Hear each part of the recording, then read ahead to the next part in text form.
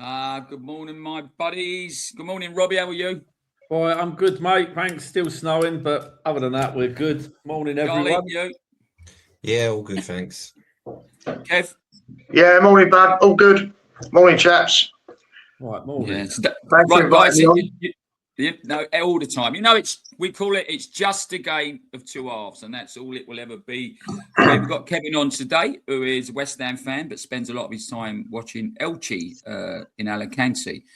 So it'd be nice to speak to him. Boys, quite a few subjects I want to talk about today, but obviously for me, the greatest cup competition in the world always will be. Was there luckily to see West Ham win it in 80. I didn't go in 75.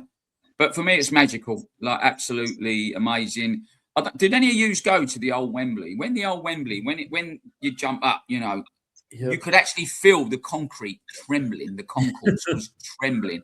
And you actually thought like it was going to collapse. The new Wembley for me, yes, it's seats. It's not the same.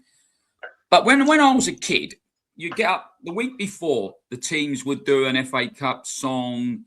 You'd follow certain teams. The BBC would follow a non-league team and then keep following it all the way through to the final. The morning of the final, they'd go to where the coaches of the teams was. You'd see the coaches of the fans coming down to Wembley. It was just one of the most magical things. And if you said to me at the start of the season, Dougie, do you want West Ham to win the Premier League or the FA Cup? I'd always say the FA Cup, because for me, the FA Cup is a fans' day. If you listen to the Crystal Palace fans last year, they were amazing, and they were like the 13th and the 14th man for the Palace fans. And I don't think there's a greater club competition in the world. As long as you're affiliated to the FA, you can enter.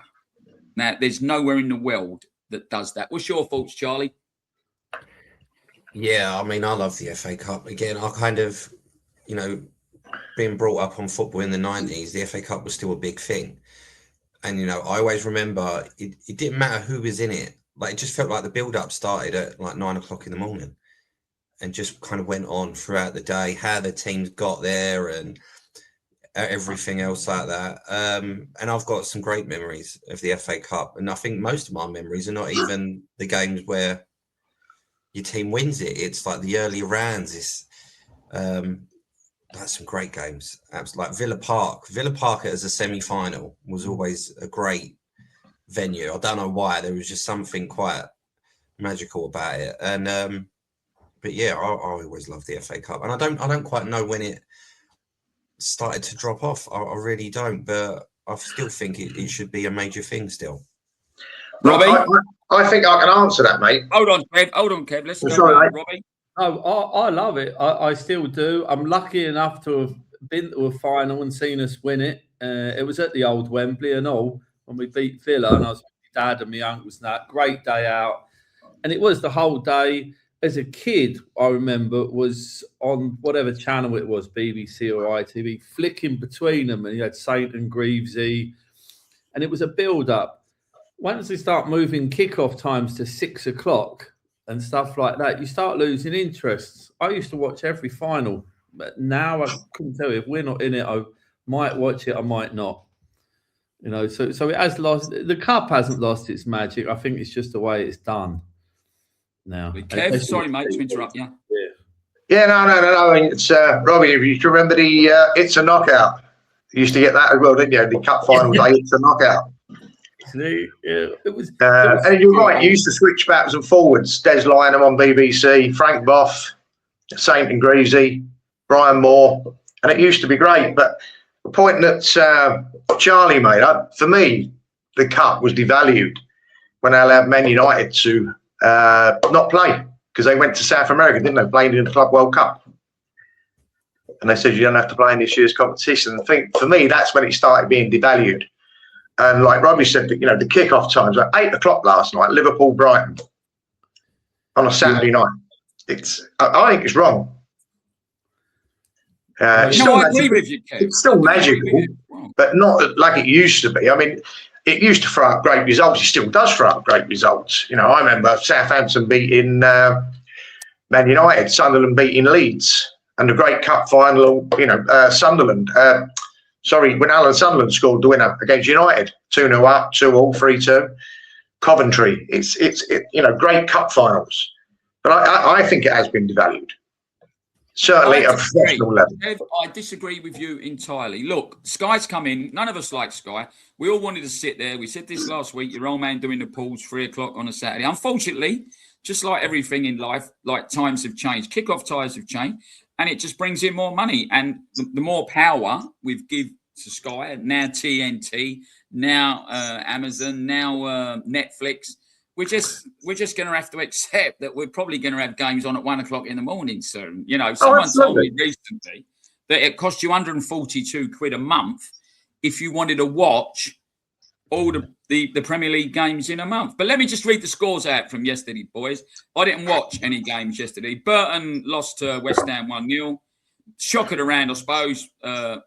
Burnley 1, Mansfield 2, City 2, Salford 0, Norwich 3, West Brom 1. Southampton 2, Leicester 1. They're in trouble, Leicester. They was Villa 1, Newcastle 3. I was telling the boys earlier on, I got accosted in a toilet last night and by a bloke in a Newcastle shirt telling me that Aston Villa should have had 3 men sent off. And then the games Kevin's moan at, Liverpool 3, Brighton 0. But you can't take them days away. God, someone my dad knew was a referee. And he won 2 tickets for a League Cup final. And I'm sure it was around about 74, 75. And it was Aston Villa v Norwich. It was the first ever League Cup. It was a final. But it was the first final ever that was contested by 2 teams that was outside the top division. And it was really the first cup final. And we got tickets in the Villa end. And Villa won it 1-0. And from then on in, I used to go every year. Then at once I worked out how we could get in for like a £5. Like I went to all the cup finals for a £5, right up until the Nottingham Forest Tottenham game, which was the first all-seater game, where it all changed. Mate, but you can't tell me, even now, we do love the World Cup. I mean, who can forget the Liverpool players who really loved themselves coming out in them white suits, looking like the stylistics? Remember? Remember what they look like.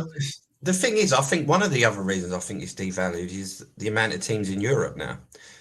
You know, you think of... Before, you only used to get the champions that used to go in the European Cup, and you used to get the team in the UEFA Cup or maybe a Cup Winners' Cup. You didn't have that many teams, so you'd have like maybe 3 English teams in Europe. Where now you might have half the league, and they, you know, like the big clubs, they do prioritise the Champions League more. Once they start getting 4 teams in the Champions League, it was almost like, well, before we've gone from just winning, even potentially winning the league or the FA Cup to now. Well, actually, Champions League money is really important for us. So if we, you know, I mean, I think you win like just over $1 million to win the FA Cup. And you know, yeah, but Charlie, just a question for you here, right? At the start of the season, and I'm talking honestly here, right? How many teams in that Premier League truthfully believe, if they really ask their fans, they're going to make Europe? Really, most teams in there, we know we could all pick between the 6 that's going to probably finish in the top 4. We know who's going to get the youth up, maybe the conference ones. So surely a good cup run and getting a place in Europe, if that's what they want through the cup, is a good way of getting into Europe, no? You would think so. But I mean, again, you could finish 8th or 9th now in the league and still get a European place. He's right. If you remember, not that long ago, I think it was a quarter final we played. I can't remember who we played. And Sam Allardyce put out a weakened team. Not Forest. Lost 5-0. As a fan, I wanted the strongest team possible. Like you say, it was a fan's day. And for West Ham, not Chelsea. I mean, Chelsea are a big club. United, big club. They win trophies, you know, season in, season out. But for West Ham, it is a big tournament for us. But it's devalued because of the league. You know, Allardyce putting out that Wigan team, I think, destroyed a lot of Hammers fans. And why? It's our one opportunity. One game could have got us to a semi 90 minutes from a final. I will butt in here because I watched my team on Friday and I was pleased he put a strong team out. And yeah, it made it comfortable and all of that, but he put a strong team out. But going back to yesterday, I don't know if you guys saw the Burnley game or if you see the highlights, but that at the end, their captain takes a free kick. I think he's like 25 yards out, and it goes in. And their fans, that's the magic of the cup. Whatever happens after that, it doesn't matter. That day they'll remember, and it's a great football story. Premier League team, albeit a weaker one, they still beat them. You know, and those fans are probably still celebrating now. So I agree with you, Robbie. I don't understand all this. You know, it is magical, and there's nowhere else. You know, go now. They'll still show you the White Horse Cup final, going back all them years in the 20s. You know, West Ham Preston. You know, one bloke with about 140,000 fans. He's trying to sort out and get them off the pitch. The copper on the White Horse. There's some magical memory, and I don't care who plays. I'll watch it. When I was a kid, I don't know if it was the Evening News or the Evening Standard. On the Thursday, they'd bring out a centre page of one of the teams, and on the Friday, the other teams. No matter who they was, I'd pick who I wanted to win, and I used to put it in my bedroom window. And I used to get up of a morning, and I would watch for the whole day through, never get out in my pyjamas, and love it. Love the songs. I mean, there has been some rubbish songs, isn't there? But I just think it's a dream, mate. It's, you know, Ozzy's dream. Do you remember our dealers when he come to Tottenham? What do you want? Probably one of the best FA Cup final songs, the Chaz and Dave one. That was.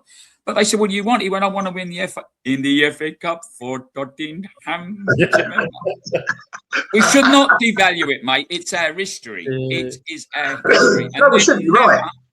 We should never be anyone in the world that will have a cup like the FA Cup. And remember, one name a year goes on it. Most people remember it. I'm going to tell you something now, right? As a West Ham fan, we win their next game. We're in the quarter-final, right? And we could do a Wigan and win the FA Cup and get relegated. We won 1-0 and then lost 4-1 to Arsenal the following Saturday and got relegated, didn't we? You're going to stay up. There's a certain team from that play in white that are going down instead. We'll come to them. That would be absolutely Charlie, magical, wouldn't it? Games? Sorry, Kev. Have you got a favourite final, Charlie? I mean, in terms of a favourite final, I think mine will always be the Liverpool-West Ham final, just because of how chaotic it was. West Ham going up 2-0 early. I think Carragher scored an own goal. Liverpool brought it back. West Ham went 3-2. Then Gerrard scored. I think it just as a game, it almost had everything. As a neutral, you were sitting there going, "This is great." But you know, I mean, as Man United, when we beat Man City in the final, you know, not so long ago back, I mean, that meant everything to me. And I did not go into that final expecting to win it at all. And I mean, I celebrated that, quite heavily. But some other great games. I mean, the year we won the treble, I think it was leading up to it. You know, we were 1-0 down to Liverpool. I think in the last couple of minutes, you know, we won it 2-1. I remember Martin Tyler going absolutely crazy when Solskjaer scored. The semi-final at Villa Park when Ryan Giggs went through. That entire Arsenal team had scored a game that had everything. It was better than the final, really. But yeah, some great games. You have a good game, Robbie? I feel more about the experience, I think, as a final. I don't remember much. I remember that, you know, the one when you said with Arsenal United, I was a kid then. And I remember some others. We beat Villa in one. The game was terrible. But the day, the atmosphere, everything was great. Well, I see it. The Liverpool, he's right, the Liverpool-West Ham one had a bit of drama. Recently, I felt, even when we've played in finals recently, the game's a bit stale. It's more about not losing rather than just going for it. Years ago, it was Spurs. Where was it? Coventry they played. I think it was like a 3-2 fantastic final. You see, and they are, because it's you know, it's changing so much now. I probably don't see that so much in finals now. However, if it were teams like, say, for example, West Ham get there and they play, I don't know, someone who's not fighting for a Champions League thing, you're going to get a better game because they're both going to go for it. Kev, how about yours? There's two, really, apart from the West Ham finals. The Coventry Tottenham and Wimbledon beating Liverpool. It was a major upset. That was a fantastic final. They thought they were just going to steamroller them. You know, and not just a fight. If you go back, one of the greatest semi-finals was, you know, Palace beating Liverpool 4-3. Was a fantastic semi. The cup, it's a fantastic. You're right, it is magical. When I say devalued, I think, you know, go on to Charlie's point, they devalued it. The people that run the game I think, are devaluing the cup. Not us, not the fans. No, I agree. I mean, I got a couple. Obviously, I was at 1980 with my best friend at the time, who sadly got killed in Madrid later that year. But I've got to tell you, I was telling Charlie this funny story. I was at a golf competition, I don't know, a few months back, and there was all people having pictures with this bloke on the landing. Like I didn't know him from Adam. Do you know what I mean? So everyone said, "Do you want to go and have a picture with him?" I went, "Well, who is it?" Like, I went, "It's Pepe Reina, the ex-Liverpool goalkeeper." So I storms out there. I went, "Oi, you!" And he went, "What?" I went, "You cheated us at the final on penalties." I said, "Because you're supposed to stay on your line, and you were 2-3 yards off your line for every penalty." He went, "Do you want a picture with me?" Just think of what I said to him, basically. But I told him what he could do with his picture, and says, "No, it's fantastic. It's really fantastic." Look, guys, talk to you about it forever. Maybe we'll do the next preview. I do want to go on. The very first video we did on this channel, we called it Managerial Merry-Go-Round, and we all picked Arnie Slot to be the next manager to get the sack. Both Charlie, Robbie, and I. And so, how wrong was we? What a week this has been. Obviously, I suppose, Robbie, I'm going to put it over to you to talk about Forest. I mean, the owner there, he is, God knows. This is nuts. The guy, I don't know if he's going to employ himself next. I mean, he fell out with Nuno at the end of last season, and he made them punch above their weight. Like I said, they were a game away from the Champions League. Got them in Europe. They won their first game this season, and then he got sacked like a few weeks later, September. And that they obviously had a falling out. And then he gets in old big Ange, it's what we do, mate. And he was there. I remember, this is a record, I think. It's 39 days he was there. He didn't win a game. Right. So the players, I don't know what this guy expects a manager to do with the players. But you think 39 days, didn't win a game.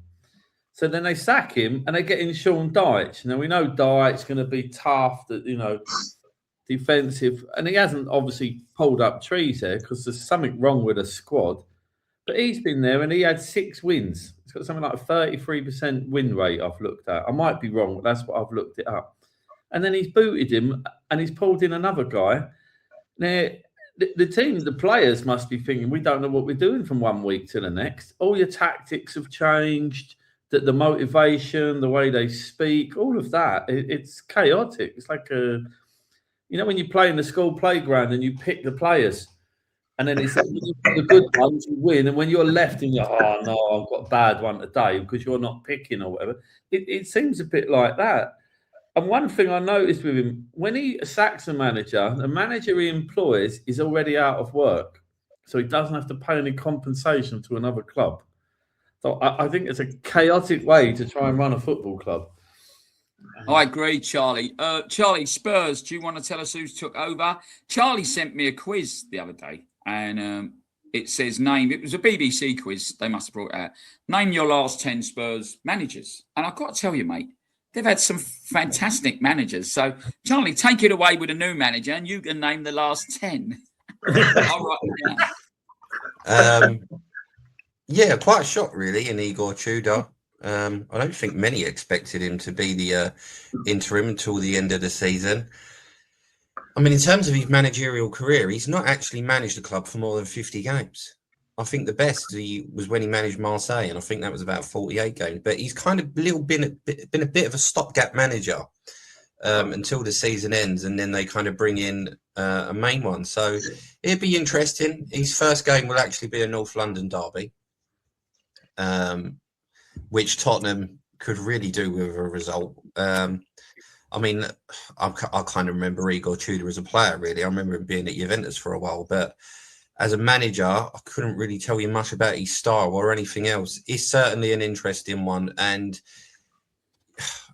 if they get this wrong, if Tottenham have got this wrong, and it goes badly even more, I can't see that the fans are just going to absolutely lose it, isn't they? Because they've really they've signed a bit of an unknown. I agree with you there, Charlie. If we can try and work these last 10 out between us, right? And I'm telling you the strength Tottenham have had. I'm going to come in here just a little bit before I bring Kevin in. I know someone close that way. They told me what happened with Levy because I thought he run the club very well. He built that ground for just under $2 billion, all short-term loans. He never paid out lots of money. He never paid out super wages. And when West Ham wanted a football director in, I would have quite happily accepted Daniel Levy, and even though he's a Spurs fan, to run the club. Yeah, but then with Thomas Frank, I have been told that the players absolutely loved and adored Postecoglou, and it wouldn't have mattered if Guardiola went in there; they didn't want no one in there. They all had the they all didn't want to play for him. Hardly, they said he didn't even talk to 4 or 5 players. They never even spoke. He didn't look at them; they didn't look at him. And I think he went in to lose. I'm not the greatest fan of Thomas Frank. I've told you before. I think he's the expert of the dark arts when he was at Brentford, but he done very well there. Right, boys, let's try and go back these 10 managers. Charlie, what ones do you remember? Well, the big one, you'd have Pochettino, wouldn't you? You'd have Mourinho, Conte. You had, another Chelsea guy, Andre Villas-Boas was one of them. Yeah.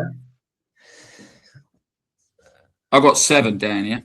Postecoglou. I'm lost after that. 5, yeah, Postecoglou, Pochettino. No, they've had a few, didn't they? I think. Well, we had Nuno, didn't we? We had Nuno, Nuno, yeah. Mourinho. Only there a short time. Who was the other ones you said, Charlie? There's a couple of other ones. I can't remember now. Well, I think Redknapp might have been the last. Or no, he wouldn't. Maybe he did. Maybe Redknapp was the earliest one of all of them, because then you had Redknapp, Villas-Boas, Pochettino. And then you'd have had Conte. But I've been speaking to this fan, this Spurs fan, and I know Robbie's going to go. We all had the same injuries. 2 seasons ago, 8 players. Last season, 8 first-team players out. Last season, 11. And this season, they've had 11 team players. Do we think that what they've done with their training pitch, their training facilities, they have got it to match the grass and everything else that's on the playing pitch? Surely there has to be something wrong within the system, with the doctors, with the physios making them play. There's got to be something wrong to continuously over 3 seasons have that many first teamers out. Surely. I think we Jeff? have it. Most Sorry, clubs. Kevin. Yeah, maybe it's a training. The training schedule, the training regime. I mean, these guys, they're at the peak. You know, it's not like when we watched football in the 70s and the 80s. These guys are at the peak of physical, one little tweak and that's it, they're out. 2, 3, But do 4 you not weeks. think players like Bobby Charlton, Kev, played in quagmires, played with footballs that weighed half a ton, laces, wrapped his laces round his boots 10 times, hence the saying, put your laces through it. All that, Bobby Charlton hardly ever got injured, and he played in all them really, really bad pitches with the heavy balls. They used to play with a lot of injuries, our guys. It was an injection half hour before the game. I mean, look at Tommy Smith. The guy can't walk now because every game was a cortisone injection. They don't get it now. They're out. They get time to recover. Yeah, but it must be down to the player to decide whether he's fit or not, Kev. Yeah, and they don't play now. Whereas our guys wanted to play. When I say our guys, our age, they wanted to play. It was, right, give me an injection, I'm out. And it used to be a first 11. Now it's a squad game. So I don't know where the injuries are coming from. But I think it's probably down to training. Yeah, I think you're right. I mean, as for Forest and Spurs, I don't know what's going on. I think if you listen to a lot of people, I think a lot of people don't think that Nuno should have got the bullet at Forest. I remember him coming on the pitch at the end of a game and they'd drawn, the owner come on and he was giving it to Nuno in his face, weren't he, in front of the camera? Yeah. That was wrong. That was so wrong. You got the ball. He's doing and it. also the equipment. The boots a lot thinner. You never used to they get shouldn't wear slip-ons, Kev. They shouldn't wear slip-ons. you never used to get cruciate ligaments years ago like you get them now. No, not half as much. But the one thing I'd say about Tottenham, and I don't know if you remember this, Dad, but when we lost the Europa League final to Tottenham, I said to you, I went, whoever loses that final, is kind of a blessing. I went, because neither of those teams are equipped enough to handle European football next year. They're still going to struggle. And that's exactly what's happened with Tottenham, because they didn't have the squad. And the struggle, and it was always there. The struggling was always going to be there, no matter who come in. There wasn't a team good enough to handle Champions League football and league football and cup football, and this is exactly what's happened again. We've had one game mostly, and that's kind of where we are at the moment. Oh, I agree. I think you're right. I mean, have you changed your mind on the 3 to go down, Robbie? Because your picks last week was... What did we have? Well, it was a few weeks, weren't it? Burnley and Wolves have gone. In my opinion, I think they've had it. But you see, we said a few weeks ago, West Ham, then they won a couple of games. But my thing is with it, and as much as I would obviously love Spurs to go down, Forest could go into freefall, right? Because you don't know this next manager, right? Because to say they're all confused. You see, West Ham have a bit of fight in them. They're still going to make mistakes and all that, but they've got a bit of fight in them. Maybe yesterday was boring. That's kind of irrelevant, though, because you need to get the league things. But if you look at the fixtures teams have got coming up, Spurs' next game is against Arsenal. Now, I've got a good mate who's an Arsenal fan. He's rubbing his hands. He's like, this is a dream come true. We can push them down and get closer to a title. Now, you never know with a derby game what it's going to be like. But I'm not sure when I look at some of these players, and I know we say injuries and that, all of it, if they got the fight in them, because they're not used to it.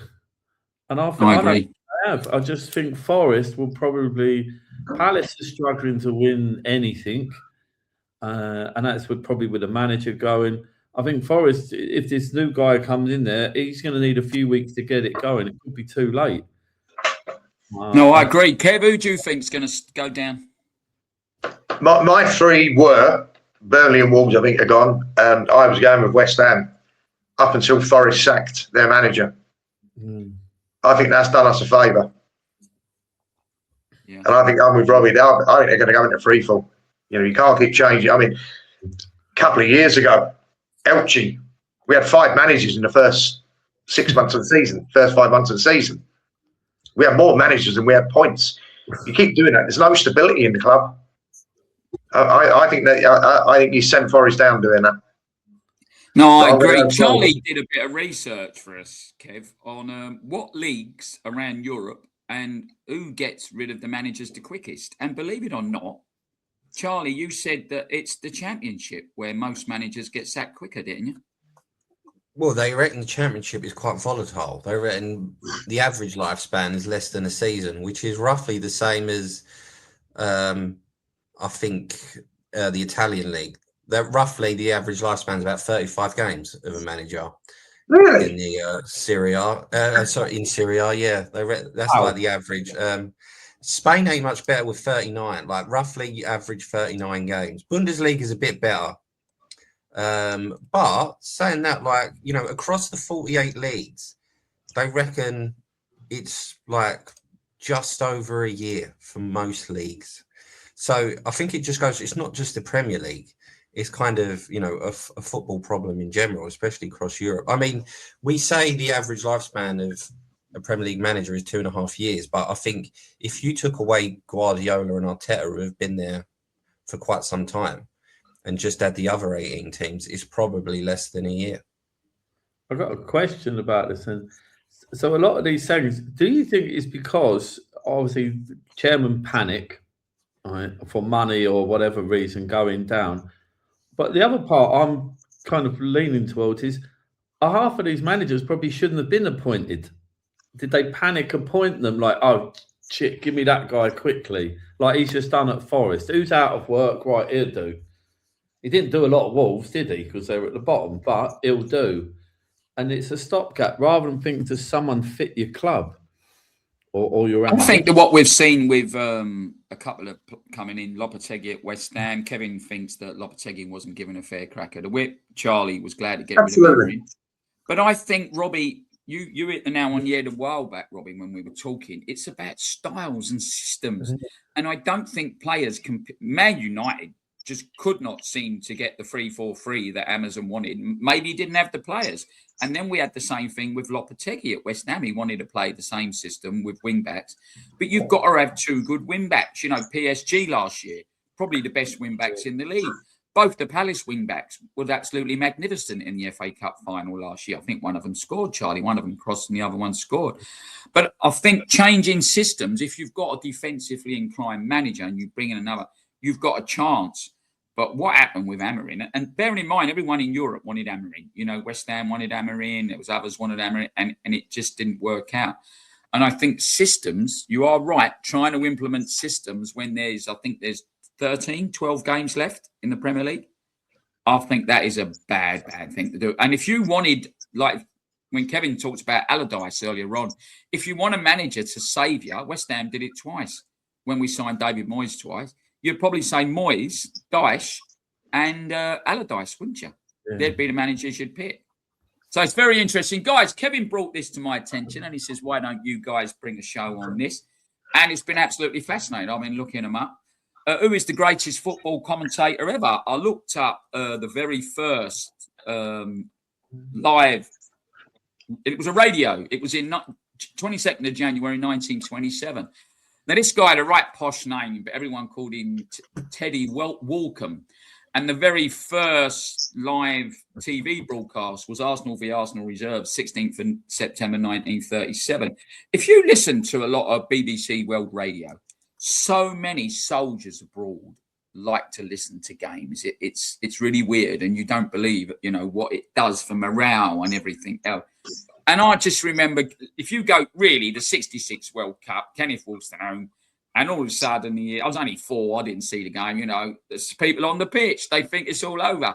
It is now. It's absolutely been legendary. So basically, Kev, over to you first. Let's talk about which football commentators you liked and which ones you don't like, because I think there's plenty on Sky that are absolutely cool.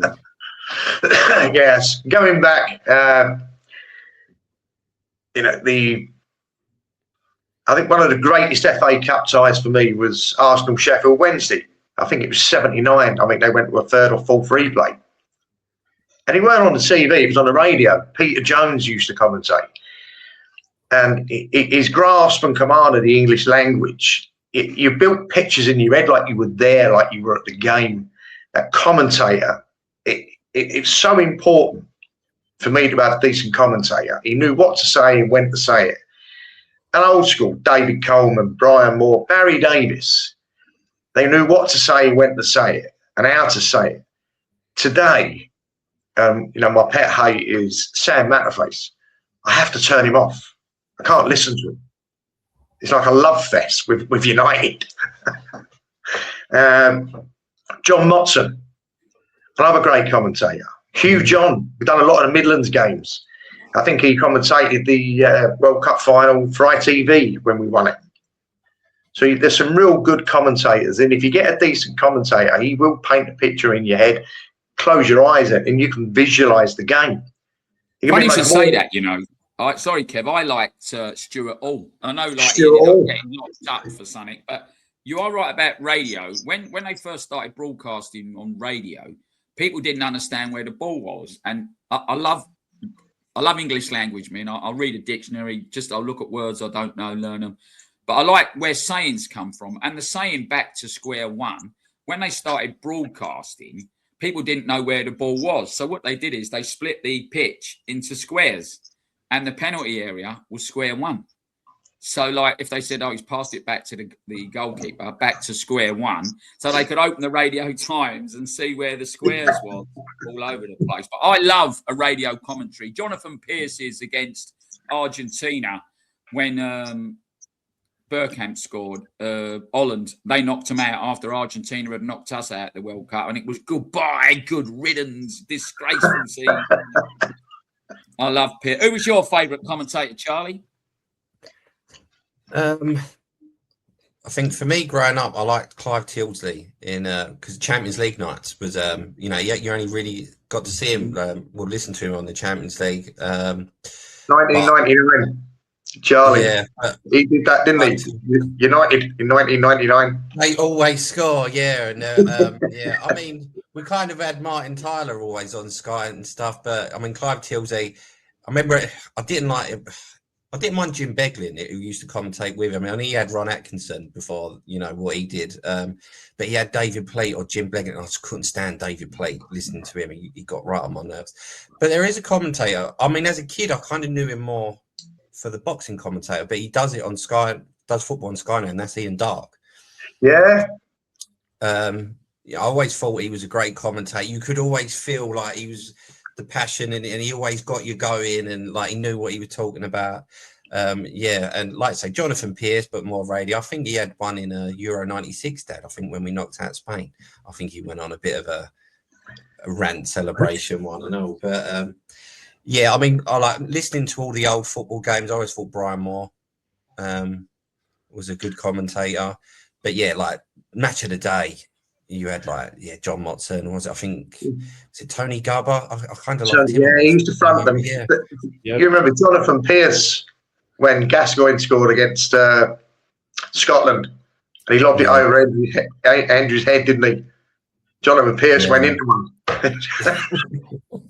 He was good, but Brian Moore, he was very good. Barry Davies was so calm, and he could do radio and TV. And like I said, David Coleman, Hugh John, like go back to Hugh John, they'd score and he go, that's it, 1-0, and that was it. The crowd, he let the crowd come through, he let the celebrations come through. Nowadays, they just scream and shout. For me, these new guys. No, I agree. Robbie, who was yours? Yeah, I remember I was like Brian Moore and that John Motson. They had but they didn't need anybody with them, did they? It's a different style.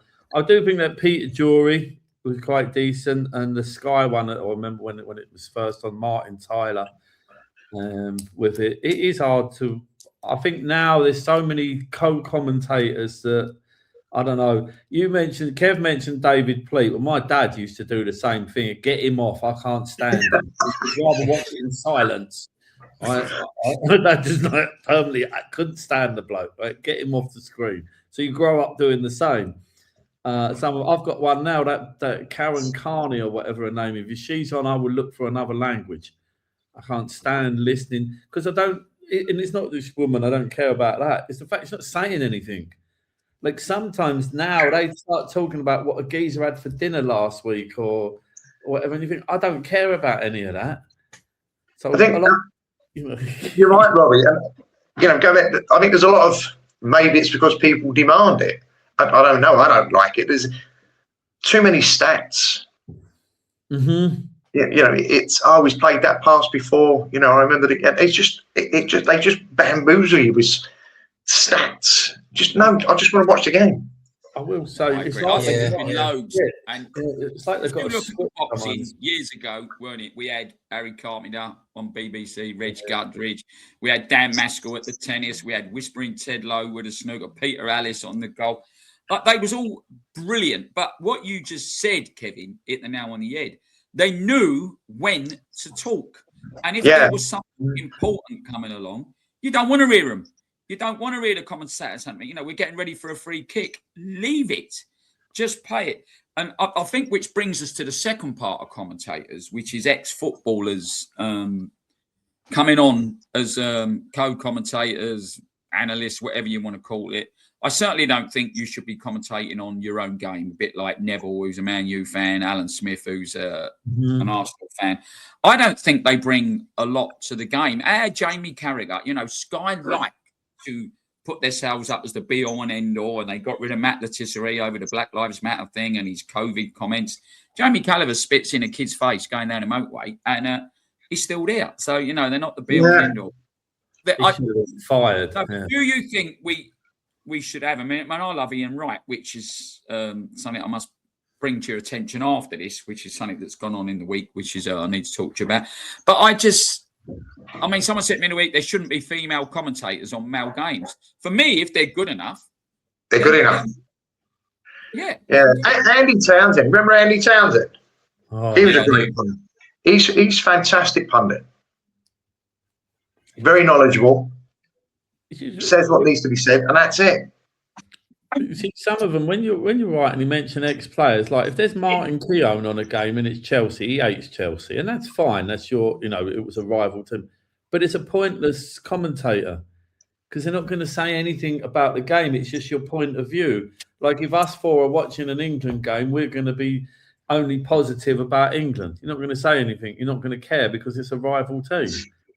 So yeah, these ex-players shouldn't be on there. I mean, Martin mentioned Neville and Carragher. I can't stand it. I turn them off. He'll talk about Liverpool and he'll talk about Man United. Good or bad. And that's why I don't like Sam Matterface. I don't think he's balanced. I don't think there's any balance there with these guys. No.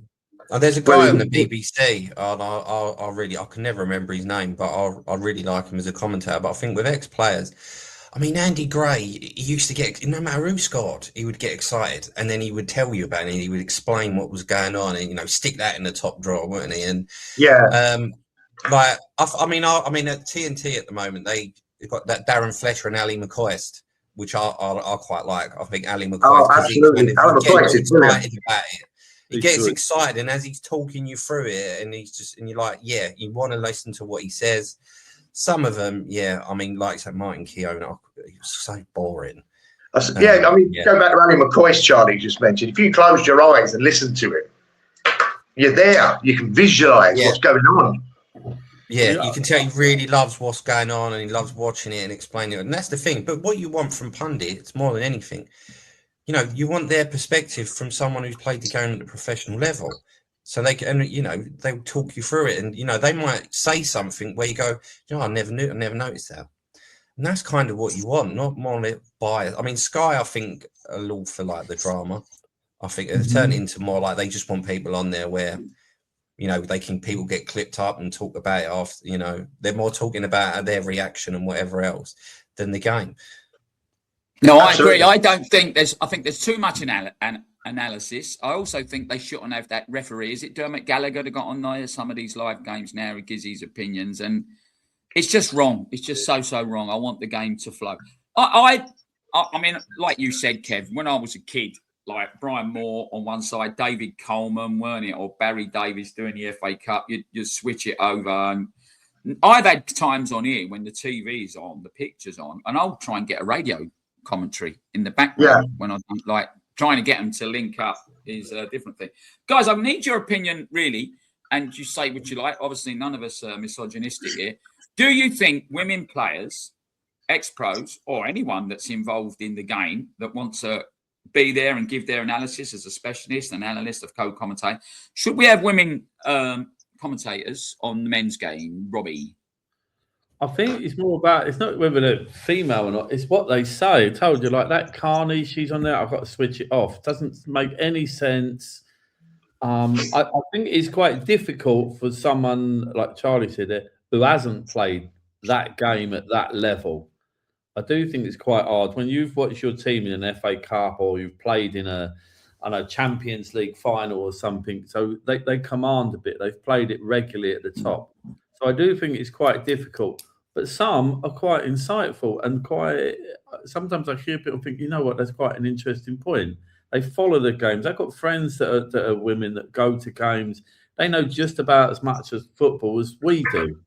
So I think it's a difficult thing now. You want to include everyone. Sky and whatever TV, they do want a bigger audience.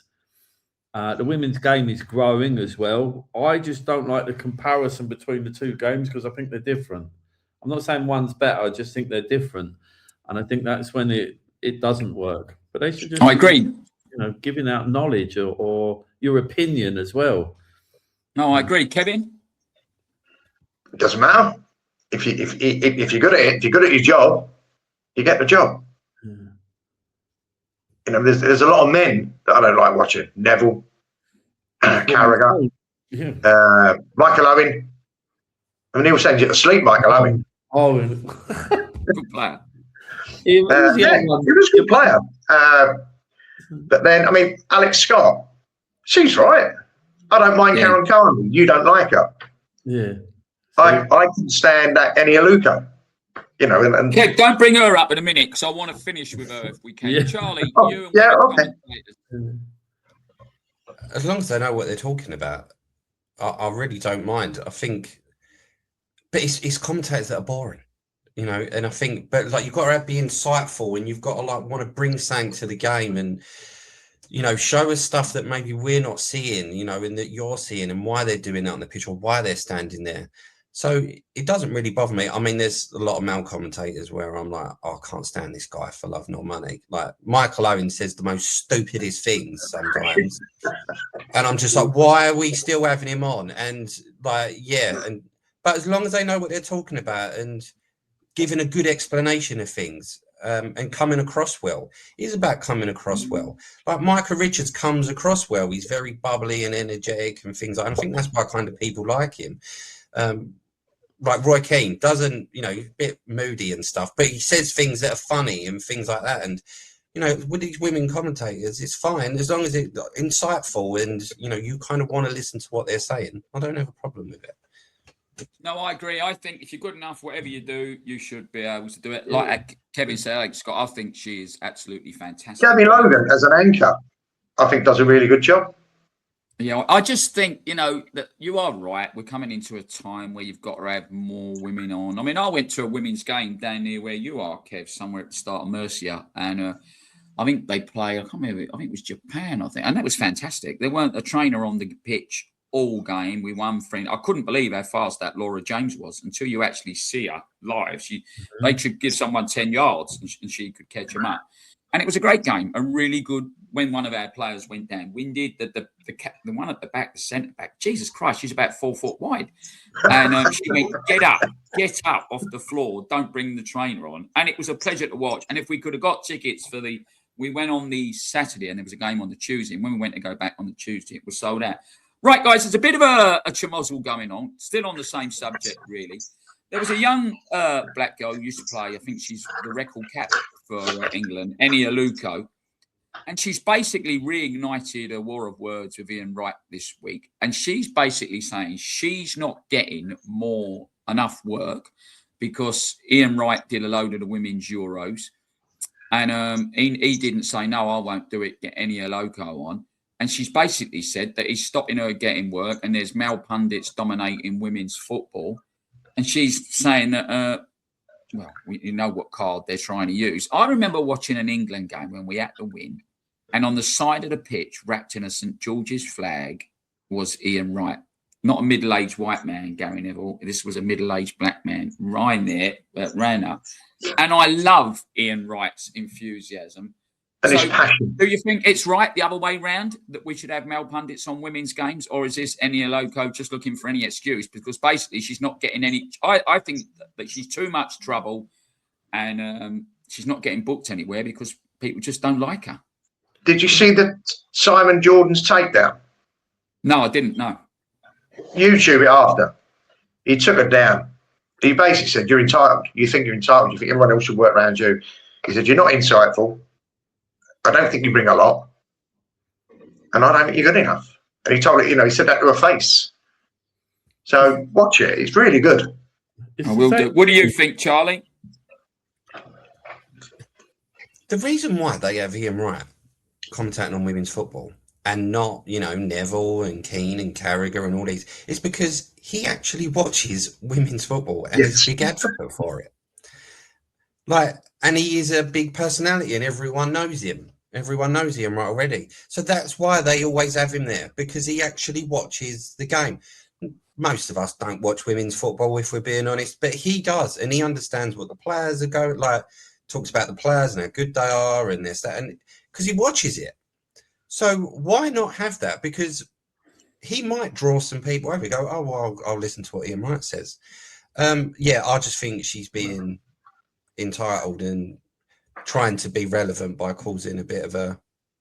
Yeah, Ian Wright puts bums on seats. He gets people there to watch it. It's passion. Yeah, we're talking about Eni Aluko, Robbie. Do you think she's right, Robbie, or she like? Well, like No, Kevin just said, she's entitled. I agree with that there. I just feel that it doesn't bring any, like we said, if you're good enough. So Ian Wright, we all know him from England games, and he's a passionate. He played at the top level. He's played international football and all of that. So he has played it. He does watch the women's game, so his knowledge is good, and he can speak as a football player. Technique, whatever, how games go. I just think he's so passionate. We were talking about ones that ball. Robbie's frozen a bit there, boys. I mean, you bring Wrighty back into this again. You watch his passion at the England games. When we score, he's bouncing around the studio. And he's distraught if you go behind. Yeah, I love him. Did you like Lineker, by the way? I couldn't stand Lineker, Kev. Did you like Lineker? No, can't watch him. Charlie? No, I prefer Des Lynam, really. Yeah, I did, yeah. Do you remember Frank Boff, like Kev, when they caught him dressed in women's clothes somewhere years ago? Didn't they? Somebody made the image of him. I don't know what happened, yeah. Anyway, change the story. Right, boys, if you had to pick one commentator to see the last game you was ever watched on this earth, Kevin, who would it be? Barry Davis. Robbie? I'll probably go John Motson. Great call. Clive Tilsley. Go on, I'll be different. David Coleman for me. David Coleman. 4 good shouts there. 4 good shouts. When you watched, I remember watching the Czech Republic, or Czechoslovakia as they was known then, win the old European there. And I was a kid, and I remember, I think they had a player, I'm sure his name was Nahoda, yeah. And one of the commentators went, Nahoda, let's one rip! And bosh, the ball went from wrong one out. And all day, the next day in the school playground, all you heard was, Nahoda, let's one rip! You was always the players. So I do think the commentators, a bit like, when the players, I remember when Charlie scored a goal when we had our own football team. And I can't remember which player it was, went and laid down and went like that. And Charlie did it. He scored and went and laid down. And so I do think the kids copy, but I also think they copy the commentators as well. Because John Motson won a competition to be the next BBC commentator, and he got down to the last 2. Motty in his sheepskin coat, weren't it? Yeah. Well, that's how Jonathan Pierce, I think, got in with Capital. He sent in a tape, didn't he? Well, he shouted and hollered. He was really bad at the time. He was like one of these maniac Spanish. I mean, I love watching DAZN, and it's goal, goal, goal, goal, goal. The Spanish commentators, I love them. I always watch the Premier League replays. Sorry, Charlie. All the Premier League replays that I don't see, I'll put them on DAZN over the weekend and just watch the commentators saying it in Spanish. Good for your students, that is, Robbie. Sorry, Charlie. But that's what I mean. With the commentators, you want it, like you said about the Bergkamp goal against Argentina. Go listen to the Dutch commentary. Oh, it's amazing! Fantastic. The hairs on the back of your neck stand up, and that's what. I remember in the Euros, Sam Matterfate, I think Bellingham scored the bicycle kick. I don't even think he went that mental. Not as mental as you should have gone. Just go absolutely mental. That's what we want. Do you think you should be neutral as a commentator, or when it comes to the national game? Yes, but certainly for club games. But when it comes for national games, should you be neutral? Go mental. Why not? It's your country. Be neutral. In terms of the football and stuff. But if you score, go mental. If you're broadcasting for England or Scotland, then they should be biased towards them. Just make it exciting. Because if you're, for example, Scotland are in the World Cup, so Scottish game should have a Scottish guy on there, or whoever their commentators are, and they should all be enjoying it. Go for it. Why not? Absolutely. That's what it's about. Yeah. Yeah. It is. Yeah, absolutely. Charlie, who was that commentator who went, Maggie Thatcher, Winston Churchill, your boys? I think that was Sweden. Switzerland. I think that might have been Sweden or Switzerland, but they beat us 2-0, didn't they? And I think, he was like... No. It was Norway, I think. Norway, yeah. Yeah, I thought it was Norway. Yeah, they should go mental. I remember the Euro 2000, I think it might have been John Motson, and I think it was Yugoslavia v Spain. And Alfonso scored it was 4-3, and he went Alfonso, he went mental. He lost his voice the next day and everything. But that's what do that same for England. Why not? Yeah, I agree. I think it's part of the entertainment, Kev, don't you? Yeah, that's what it's about. It's passion. It gets Yeah, people at games. You know, that's why you follow football. It's about being part of something, that passion. All right, But remember, boys, get a lot of it, Mark. just the game of two halves. Yeah. That's what it is. Listen, boys, I've had you for almost an hour. I'd like to thank you for your time. I especially like having Kevin on. Kevin, you're always welcome back on. Love being on. Sorry about the dogs, boys. Just got a quick question. What do you reckon today? Can't hear you, Kev. Birmingham or Leeds, do you reckon? That I looks a want pick of Leeds. the ties. Pick of the ties today. Leeds 2-0. Leeds, yeah. Do you think, because it's a cup game, isn't it? Is he going to be thinking about Birmingham at home? You know what? I'm going to go there. I'm just going to go with Birmingham because they're. I'm going to go Birmingham. You know, And then Like one of the the best last saves big I ones. ever see at Wembley was the Leeds Sunderland game when Jimmy, what was his name? Jim Montgomery. Jim Montgomery made a Montgomery. double save. Peter Lommer at the time, supposed to have the hardest shot in football. He pushed it onto the bar. One of them come and Ian Porterfield scored for Sunderland, didn't they? And they beat them. That's right, yeah. Another great cup final. It is. Listen, boys, we've got to call it there. Thank you very much for coming on. I'd like to thank Kevin, like to thank Robbie, like to thank Charlie. Please please subscribe. We've said it a million times. It's just my opinion. Robbie's, Charlie's, Kevin's. Be polite. Write in the comments if you don't agree with anything that we've said. Please come on and have a chat with us. Please like and subscribe. Like I said, it don't cost us anything and it boosts our algorithm. Thanks, boys. Have a great week. Great one. Cheers. All right. Take care. Great weekend.